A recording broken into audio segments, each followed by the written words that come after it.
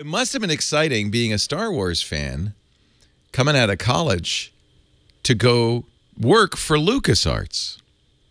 Yeah, you know, when LucasArts called, because they called me, I didn't apply for the job. They had called me because they were looking for a Commodore 64 programmer, and I had been recommended by somebody. And when they called looking for a programmer, I had no idea that Lucasfilm made games at all. You know, I didn't know that they had a games group or any of that stuff. You weren't alone. So I was really surprised. Yeah.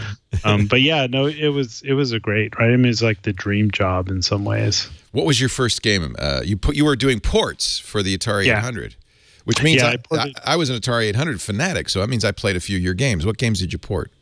I ported Cronus Rift. That was the first game that I did. Fun. And then I also ported Ball Blazer from the Atari to Ball the Blazer was great. 64. Yeah. So you went the other way around, the other direction. Or no, you went from this Commodore to the 800?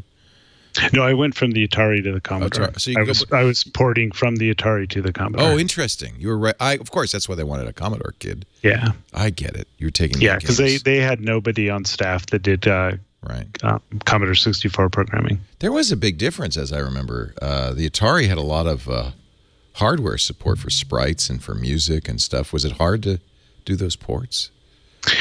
It wasn't particularly hard. I mean, they were both 6502 machines, which was a huge advantage because most of the code worked, but the graphics were quite different.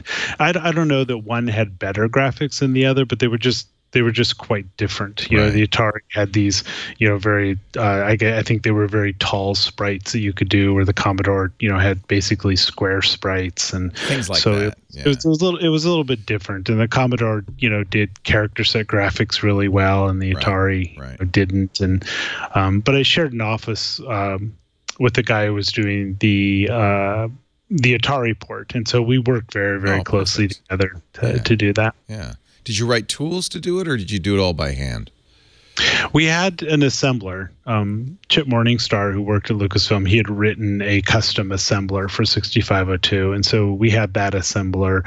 And then I think they'd written a graphics program that did the graphics and the art and stuff for it.